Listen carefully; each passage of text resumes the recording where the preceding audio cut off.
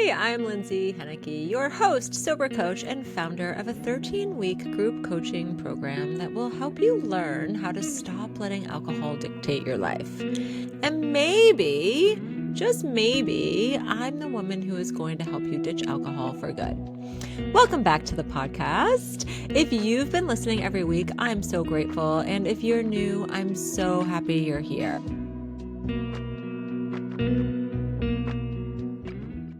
You know that feeling when you're trying so hard not to drink? You're gripping tightly to every ounce of control you have, white-knuckling your way through the evening, the weekend, the dinner party, but underneath, you're exhausted. Maybe you're doing everything right. You're saying no to the drink, but it still feels like a battle every single time. In today's episode, I want to talk about why that happens. Why so many women, especially high-achieving, self-aware women, end up feeling stuck in this push-pull with alcohol, even after they've decided that they want to change. And it all comes down to this. Willpower is a finite resource. It's only going to get you so far. So if you're feeling like you're using all of your energy just trying not to drink and wondering why it still feels hard, this episode is for you. We're going to unpack why willpower isn't the problem, but also why it's not the solution, and more importantly, what actually is. Okay, let's get into it. Let's start with understanding willpower. Psychologists describe it as the ability to resist short-term temptations in order to meet long-term goals. It's that internal push that says, nope, not tonight, even when everything in your body is craving the familiar comfort of a drink. Something I had to learn the hard way was this. Willpower works kind of like a battery. You wake up with a full charge. And as the day goes on, decision by decision, stressor by stressor, that battery is draining. Another way of thinking about it is that it's kind of like a muscle. Now, I want you to imagine holding a heavy weight out in front of you. At first, you're fine. You've got it. You're strong. But if you keep holding that weight without rest, 3 minutes, 5 minutes, 10 minutes, 20. Oh my goodness. Can you even imagine? Your arms start to shake. It doesn't matter how strong you are. Eventually, your muscles will give out. This is exactly how willpower works. It's not about how much strength you have. It's about how long you're asking yourself to hold that same weight on top of everything else that you're carrying, by the way. So that's exactly what was happening to me. When I was still drinking, there was this one Thursday. It was actually, if I'm being honest, it was probably most Thursdays, or many Thursdays. I had made it 4 days without alcohol. I was so proud of myself, but I was also so tired. It had been a nonstop, back-to-back meetings, a difficult conversation with a friend, barely any time to eat, and a million tiny decisions that were piling up that day. So by the time I got home, I remember standing in front of the fridge, staring at the bottle of wine inside. I didn't want to drink. I wanted to keep my streak growing. But my brain was like, you deserve this. You've done enough. Just one glass. You can start fresh tomorrow. And really, I didn't have anything left in me to fight it. And it's not because I didn't care. It's not because I wasn't trying, but because I had used up every ounce of willpower just getting through that day. I was emotionally depleted. And when you're depleted, the old coping mechanisms feel like the easiest option. I mean, looking back, it's very clear to me now. I wasn't failing. I was relying on a strategy that had an expiration date, and I didn't have anything else in place yet. no deeper tools, no emotional processing, no vision of what I wanted instead. All I had was willpower, and it wasn't enough. Okay, so we're going to shift a little bit into what willpower alone can't do. So willpower might get you through a few days, maybe even a few weeks. It can help you stop drinking, but it won't help you stay alcohol free in a way that actually feels good. And isn't that the point? You're not doing all of this just to grind your way through social events or sit at home feeling like you're missing out or spend every evening resisting something that used to bring you comfort. You want freedom. You want peace. This is the number one thing that women tell me they want. They want peace. You want to actually like the life you're building without alcohol. And that's where willpower falls short. It completely misses the mark because willpower cannot heal the reasons you were drinking in the first place. Willpower cannot teach you how to handle uncomfortable emotions without numbing. Willpower cannot rebuild your identity from someone who needs alcohol to someone who doesn't. It's not going to show you how to feel joy, connection, or confidence without something in your glass. It's certainly not going to help you navigate loneliness, stress, or social pressure in a way that feels empowering. At best, willpower keeps you from drinking for a while, but it doesn't replace drinking with anything meaningful. So you end up in this weird in-between place where you're not drinking, but you're not free either. You're in resistance mode, not alignment, and it's exhausting. This is exactly why the women I work with stop relying on willpower and start focusing on who they're becoming. I've been talking about this in recent episodes. We have to focus on who we want to become.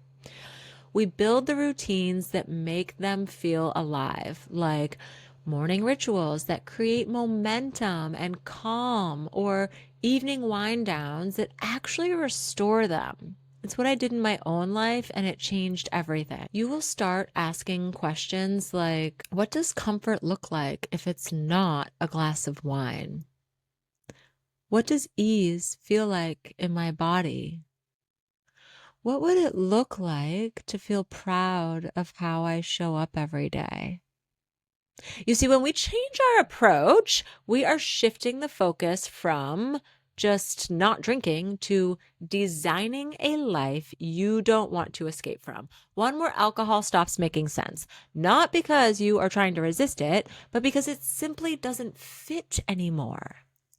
Because when you know who you are and what you need, you don't reach for something outside of you to cope. You create what you need. You tend to your needs. And that is not about willpower. That is about self-trust, clarity, and choosing alignment over avoidance. And it feels good AF, ladies. Okay. I know, I get a little intense, so I hope you know that this is coming from just a place of so much love.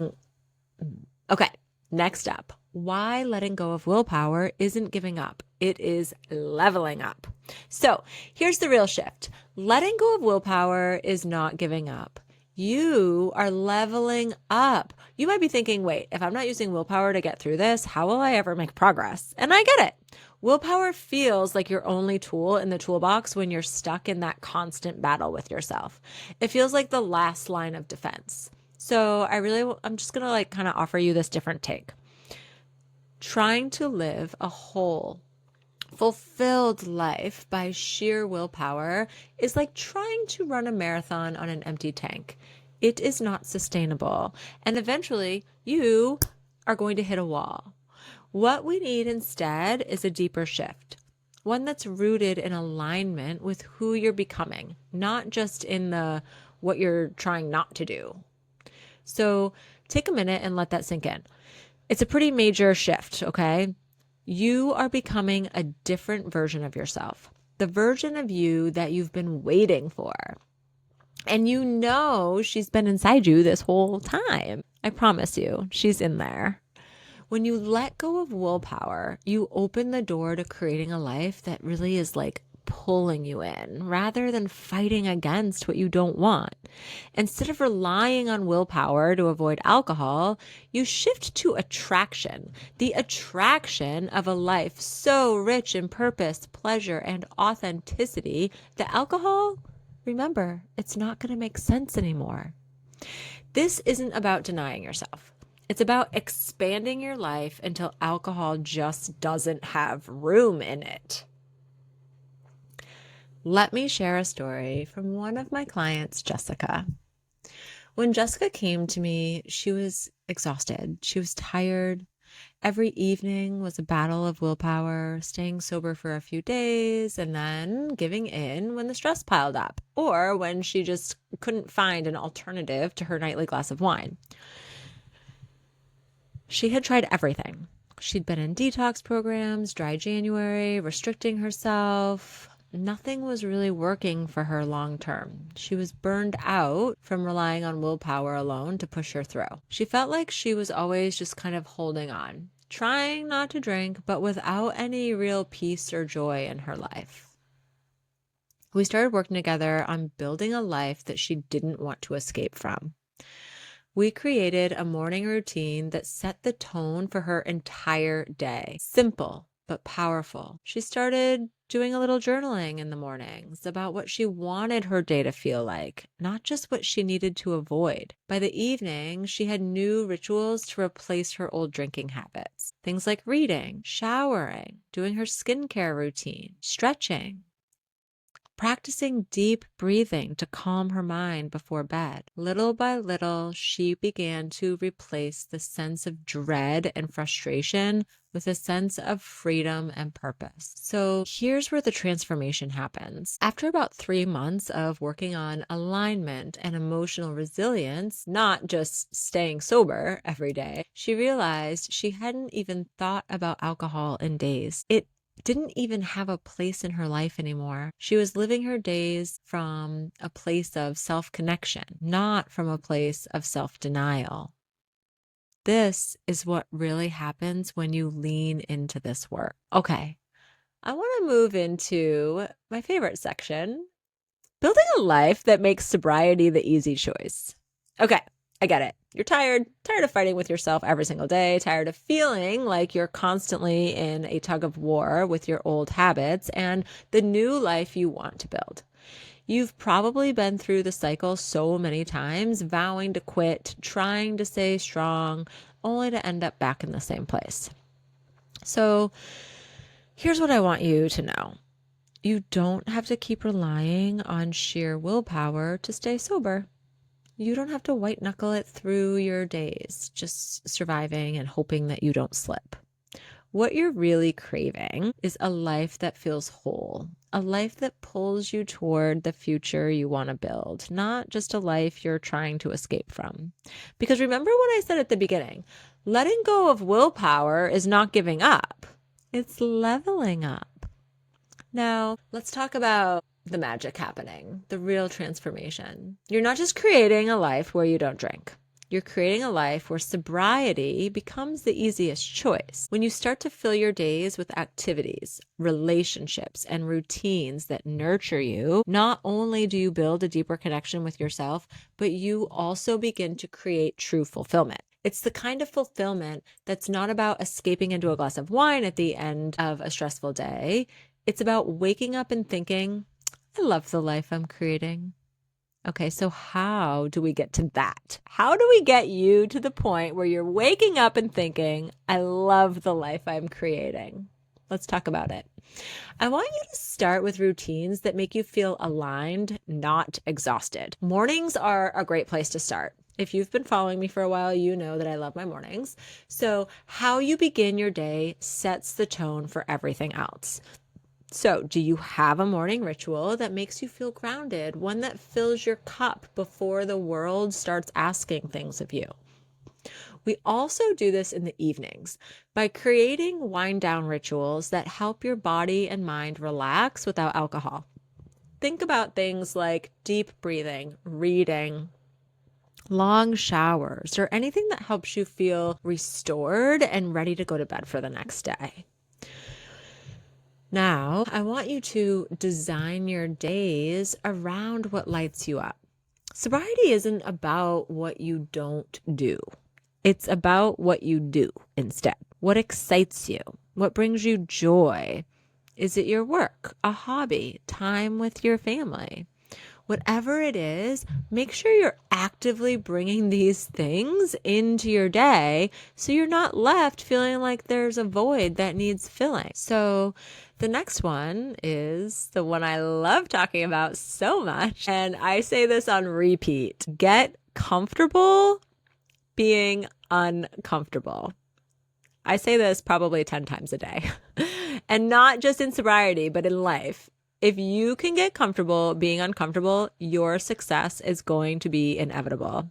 Life can still throw curveballs, and that's okay. The difference now is you don't have to rely on alcohol to cope with the uncomfortable stuff. Instead, we learn to process emotions, manage stress, and find new ways to feel joy, happiness, and relaxation without numbing ourselves. So I have something to tell you that you're not going to like. This process of transformation, it's not always smooth.